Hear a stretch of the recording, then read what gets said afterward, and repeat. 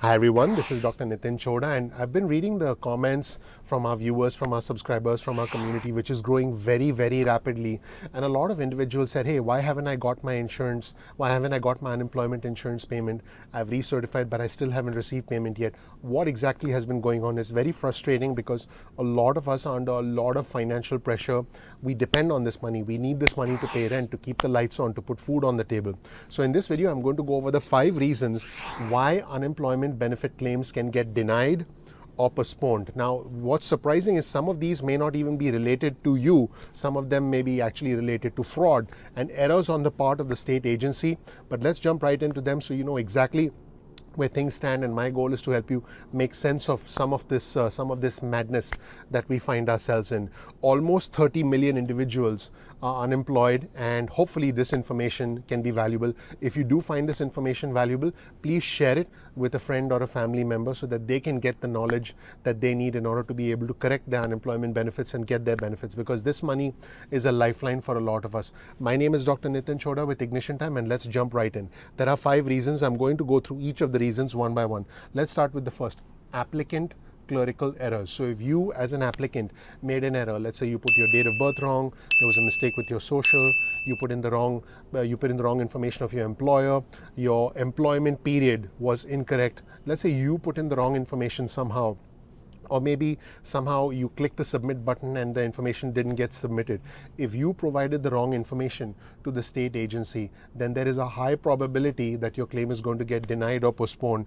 And so that is definitely an issue. Now, an interesting sort of aspect of this is if you submit the information correctly, there's a high probability, not a high probability, but there's a probability that the state can actually make a mistake in processing your application, because the state software systems are overloaded, states are understaffed because a lot of employees are working from home. So the state itself is completely overwhelmed. So there is a high probability that the state can actually make a mistake even if you submitted your information correctly. So the best thing you can do in that situation is to actually follow up with the state, find a way to follow up with the state, whether it's phone or email, and make sure that they've got the information correctly.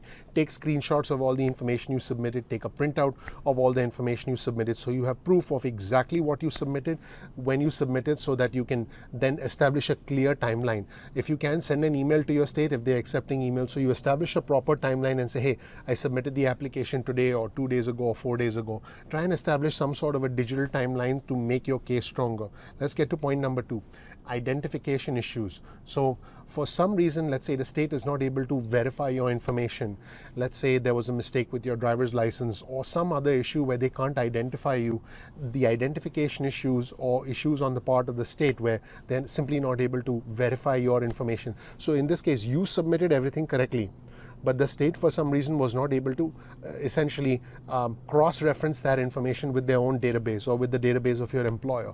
Let's say there was a mistake from your employer's side. Let's say your employer didn't submit the paperwork correctly, or your employer's information, let's say you got recently employed and that information wasn't transmitted correctly. Any number of reasons can cause a glitch between the information you submitted and the database of the state, because remember, these two databases have to match.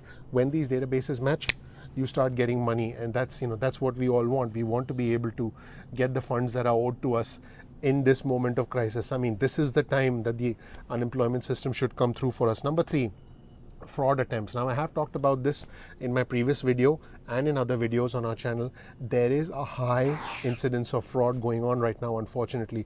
A lot of fraudsters are finding opportunities to make unemployment benefit claims in the names of individuals who are actually employed. So if they manage to get hold of someone's social and date of birth, they're actually applying for unemployment benefits in that person's name and then intercepting the unemployment benefit cards and then depositing the checks. This is absolutely terrible that somebody would even think of doing that, but this is indeed happening. There's a lot of fraud going around, and there are individuals who are claiming to be unemployed when they are not actually unemployed. So this unfortunately is happening, and my recommendation to you, like I mentioned in my previous video, go back and check it out, is watch your bank accounts, watch your credit card statements, make sure that there's no issue as far as your bank accounts, credit card statements are concerned. There are no unusual transactions, there's no fraudulent activity, because if you keep an eye on your bank account and your credit card statements, you'll be able to detect if anyone is actually trying to represent you. Also, make sure that you monitor your credit, make sure you use some sort of a credit reporting service so you can monitor your credit on TransUnion, Experian and Equifax.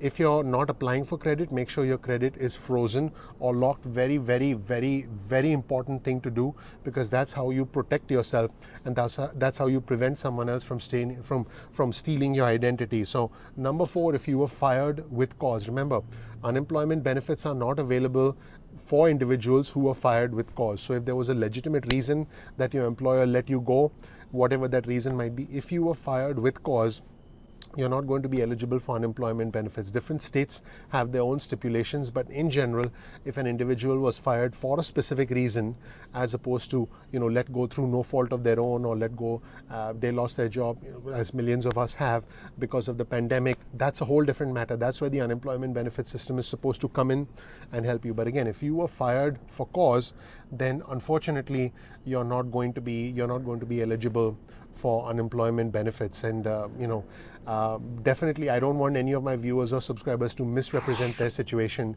and try to gain unemployment benefits, because that would be considered fraud. And then in that case, the state can actually come back and recoup whatever they paid you, and also charge penalties, charge fines, and take legal action against individuals. So that actually has been happening because of the widespread incidence of fraud, not just because of fraudsters who are representing individuals, but because of individuals who are misrepresenting their own situation. So we don't want that. Now, number 5, individuals who quit their job without a valid reason. So let's say you didn't like your boss and you just quit your job. Guess what? That's not a valid reason. If individuals quit their job without a valid reason, and by the way, what's the definition of valid reason? This is a definition that's going to be determined by your state.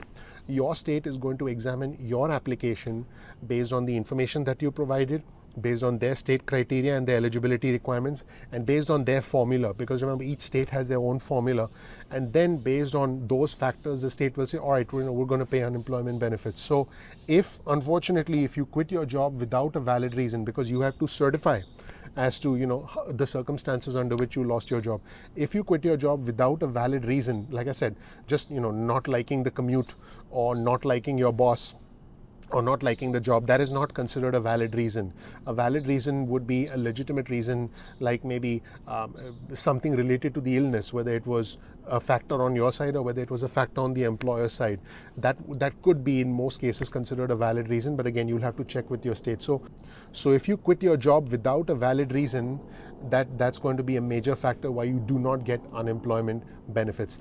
That's it, everybody. Thank you so much. My name is Dr. Nitin Chhoda with Ignition Time. If you don't know anything about me, check out my introductory video on the home page of our channel, Ignition Time. I have the honor, the privilege of living the American dream, and I want to help you live your American dream if you give me the opportunity. Keep in mind that we release videos at 2 p.m.